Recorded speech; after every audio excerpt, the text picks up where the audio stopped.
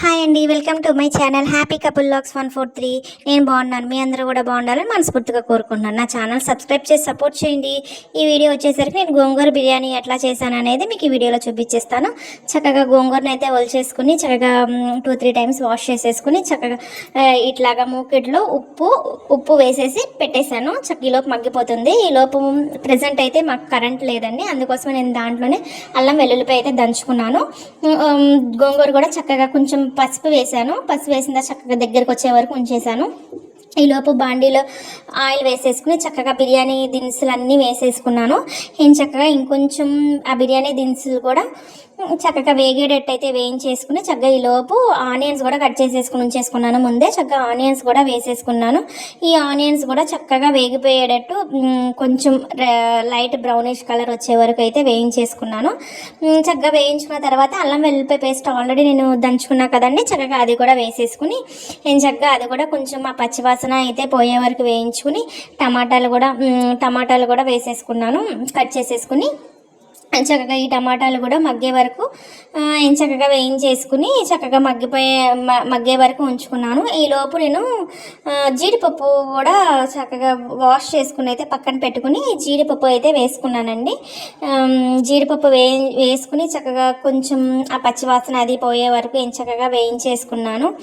ఇట్లా చక్కగా ఒక 2 మినిట్స్ అయితే నేను ప్లేట్ అయితే పెట్టుకున్నాను. ఎందుకంటే చక్కగా టమాటా అదంతా బాగుంటుంది, జీడిపప్పుకు కూడా పట్టి ఏగిద్దని చెప్పి ఆ పచ్చివాసన అది పోయి తర్వాత చక్కగా ఉడకపెట్టుకున్న గోంగూర ఉంది కదండి, నేను తీసుకున్న రైస్కి 1 కప్ రైస్కి చక్కగా అంత గోంగూర అయితే తీసుకున్నాను. అంటే ఒక పావు బియ్యం అనుకోండి, పావు బియ్యానికి అంత గోంగూర అయితే తీసుకున్నాను. చక్కగా గోంగూర తీసుకుని దీంట్లో అయితే కదుపుకుని చక్కగా ఇంకొంచెం ఇవంతా మసాలా అంతా పట్టి చక్కగా ఉండేటట్టు కలుపుకుని దీంట్లో ప్రజెంట్ బిర్యానీ పొడి మసాలా వేసుకోవడానికి మిక్సీ కరెంట్ లేదని చెప్పేసి చికెన్ మసాలా ఉంటే అయితే అదైతే వేసుకున్నానండి. ఆ తర్వాత గుర్తొచ్చింది చెక్క లవంగాయ పొడి కూడా ఉంది అని చెప్పేసి అప్పుడు ఇంకేం చేశాను, చక్కగా మనం అది కొట్టుకుని అది వేస్తే ఆ ఫ్లేవర్ బాగుంటుంది కదండి, ఆ ప్యాకెట్ మసాలా కన్నా చక్కగా అది కూడా అయితే వేసుకున్నాను.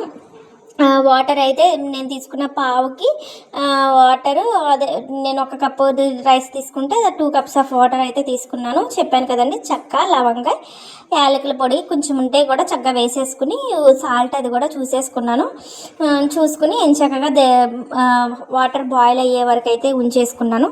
చక్కగా వాటర్ అయితే చక్కగా అట్లాగా బాయిల్ అయ్యే వరకు అయితే పక్కన పెట్టుకున్న తర్వాత చక్కగా అట్లాగే చక్కగా దగ్గరికి బాగా కొంచెం చిక్కగా అయిందని ఒక చెక్క వాటర్ కూడా వేసుకున్నానండి. సరిపోతుంది, ఎందుకంటే ఇది పులుపు ఉంది కాబట్టి రైస్ వేసేసరికి ఆ పులుపు గబుక్కున ఉడకదు కాబట్టి రైస్ సరిపోతుంది. చక్కగా నేను కడిగి పెట్టుకున్న రైస్ కూడా చక్కగా ఆ వాటర్లో అయితే వేసేసి నేను చక్కగా రైస్ కూడా కలిపేసుకుని చక్కగా సాల్ట్, స్పైసీనెస్, ఆ మసాలా, పులుపు అవన్నీ సరిపడా ఉన్నాయో లేవో చక్కగా ఇలా వాటర్ ఉన్నప్పుడే చూసేసుకుంటే చక్కగా మనకి మళ్ళీ తర్వాత రైస్ పద్దాక కదిపి వేసుకునే పని ఉండదు, ఇప్పుడే సరిపోతుంది.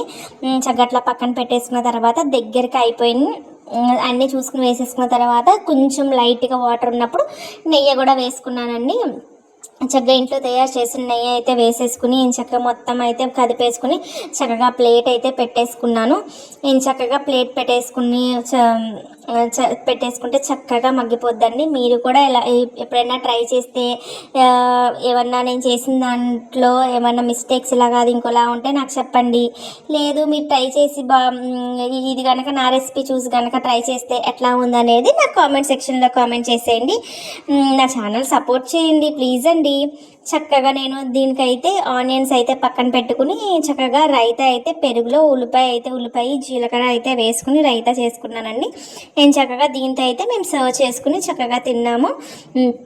మీరు ఎట్లా చేస్తారనేది మీరు రెగ్యులర్గా చేసుకుంటే ఎట్లా చేస్తారనేది చెప్పండి. లేదు నా రెసిపీ చూసి చేస్తే కనుక ఎట్లా వచ్చిందనేది నాకు కామెంట్ సెక్షన్లో చెప్పండి. థ్యాంక్ యూ అండి.